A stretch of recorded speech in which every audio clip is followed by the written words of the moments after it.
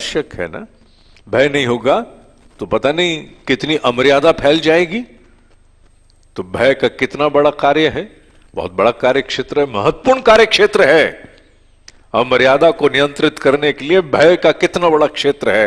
पर भय भूत बनने की चेष्टा करेगा तो वो सृजन नहीं होने देगा। हम कहेंगे, भय को भी कहेंगे, हाँ I have taken a note of you, हाँ मैंने देख लिया, मैं समझ गया, तुम्हारी बात समझ में आ गई, अच्छा चलो बैठ जाओ, मैं देखूंगा। Decision is mine, my hand. का निष्कर्ष क्या है? धियो यो नः। नेगेटिविटी को भी समाहित करेंगे, विचार करेंगे। हो सकता है उसमें भी कोई बात तथ्यपूर्ण हो, आवश्यक नहीं कि हर बात केवल सकारात्मक मानस से लेके चलें तो पता लगा कि हमने संभावनाओं के जो आधार थे, जो हमारे लिए हानिकारक थे, उनको संज्ञान में नहीं लिया। हमें उनको भी संज्ञान में लेना है, बराबर से लेना है। Vulnerability also has to be considered.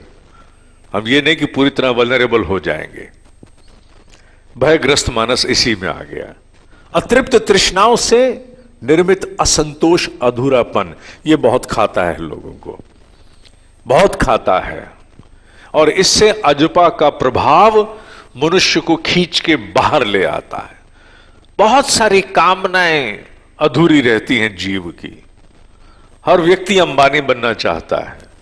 हर व्यक्ति से तात्पर्य है सामान्य रूप से लोग सफलता चाहते। मैंने नाम का केवल एक उदाहरण दिया। और आवश्यक नहीं कि हर व्यक्ति कोई अरबपति बनना चाहे। अपने अपने स्वरूप में हमारी कामनाएं होती हैं, हमारे अपने, जिन्हें हम मानते हैं हमारा उद्देश्य होता है।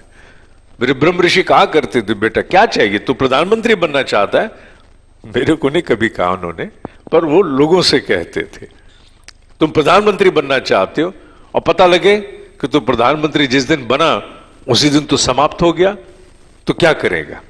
इससे अच्छा है कि तो वो रहे जिससे तेरा ये पूरा जीवन तो ठीक से व्यतीत हो पाए। तो आवश्यक नहीं है कि जिसे हम अपनी कामना मान करके पूर्ण करना चाहते थे और वो अतृप्त रह गए, वो हमारे मार्ग को आकर के कचोटती रहे। बहुत से स्थानों पर प्राप्त असफलता, कभी जीवन में पीछे दृष्टि डाल करके देखें, अगर अपने हिस्से का आपने पूरा काम किया है, अपने हिस्से का नहीं किया तो फिर तो सारी बात आप पे आती है। अगर अपने हिस्से का पूरा किया, अधिष्ठानम तथा कर्ता करणम च पृथक विदम विविधाश्च पृथक चेष्टा दैव चैवात्र पंचमम, अपने हिस्से का 80% कंट्रीब्यूट किया। यही तो गीता कहती है। ऑब्जेक्टिव, रिसोर्सेज, एलिजिबिलिटी, स्ट्रैटेजीज, इनमें 80% झोंक दो, उसके बाद 20% दैव चैवात्र पंचमम छोड़ दो। Factors beyond control, factors beyond control are only 20%, not 100%। उस 20% को अगर आपने छोड़ा, बाकी सब कर दिया, तो अगर अतृप्त भी रहे, असफल भी रहे, तो एक आयु व्यतीत होने के उपरांत ज्ञात होगा उससे कहीं अधिक महत्वपूर्ण कार्य आपने कर लिया। मर्त्यम कहां है? मरते वहां हैं जहां लक्ष्य स्पष्ट नहीं होता, और पहली असफलता हमें सीधा ज्योतिषी के पास ले जाती है। मरते हम वहां हैं जाकर के। उस विज्ञान से जो आशा करनी चाहिए वो ना करके हम वो करने की चेष्टा करते हैं जो हमें भीरू बनाता है। विश्लेषण होना चाहिए था अपने लक्ष्य का, क्या स्पष्ट था, क्या व्यवहारिक था, जो नीतियां हमने अपनाई क्या उन्हें समय समय बदलने की चेष्टा की, अप्रेजल असेसमेंट टाइम से होता रहा कि नहीं, संसाधन जितने चाहिए जो जुटाने की चेष्टाएं हुई कि नहीं हुई, हमारी सुपात्रता उसे प्राप्त करने की थी कि नहीं थी।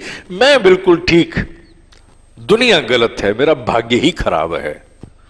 Factors beyond control are wrong, I am 80% right. जब मनुष्य ये सोचता है तभी वो पूरी मानसिकता, वो पूरी संस्कृति विकृत होना आरंभ हो जाती है। अजपा इससे छुड़ाती है।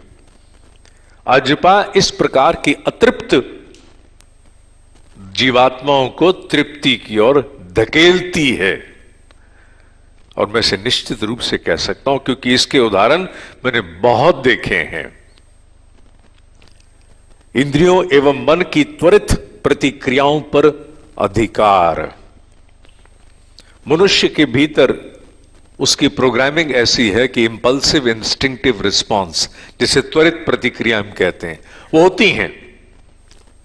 डॉग को आप इस प्रकार से कर दीजिए, डॉग सामने बैठा, आप इस प्रकार कर दीजिए, कुछ कहने की आवश्यकता नहीं, वो ठिठक जाएगा। इतना ही उसके लिए पर्याप्त है, इतना पर्याप्त है। आप उसके पास से धीरे से चले जाइए, निकल जाइए, जरा से तेज कदम होंगे वो ठिठक जाएगा। क्यों? क्योंकि इंपल्सिव रिस्पांस उसका यही है, मनुष्य में भी है। त्वरित प्रतिक्रियाएं देते हैं हम लोग, और त्वरित प्रतिक्रियाएं किसी और को क्या दें? किसी और को नहीं, सबसे पहले हमारी त्वरित प्रतिक्रियाएं हमारी इंद्रियों को ही जाती हैं। हमारी इंद्रियां जरा सा कोई भी प्रलोभन का कारण सामने उपस्थित करें, भीतर से बिना किसी रोक के फूट उठता है एक प्रतिक्रियाओं का पूरा अंबार। साधक उस विषय में बाद में मनन करता है, ग्लानि करता है, खेद करता है। क्यों करता है? क्योंकि उसे दिव्य संरक्षण प्राप्त हो गया है। एक साधक को यह लगता है कि मेरे भीतर ये विकार है, मेरी इंद्रियों में असंयम है, ये है वो है। क्यों लगता है? सामान्य को सामान्य तो वैलिडेट करता है, और दुनिया बनी किसके लिए है? दुनिया बनी इन्हीं कामों के लिए। दुनिया बनी, भगवान बनाता क्यों? क्यों आप बताओ, भगवान क्यों बनाता? ऐसे ऐसे करके वो जस्टिफाई करेगा, भगवान ने बनाया इसीलिए। साधक का मन कचोटता है, वो होके बाहर आता है, उसे ग्लानि होती है। क्यों होती है ग्लानि? क्योंकि उसे दिव्य संरक्षण प्राप्त है। उसका संरक्षण उसे कहता है, ये तेरे यहां, वैसे आपके यहां मिट्टी लग गई है। कहां? यहां। कहां? इधर। नहीं, साफ हो गई? हां, हो गई। संरक्षक कहता है मिट्टी लग गई, साधक को कचोटता है, मिट्टी लग गई। अन्यथा दूसरा व्यक्ति वैलिडेट करेगा, लग गई लग गई। साधक कहता है नहीं, मिट्टी लग गई, साफ करता है।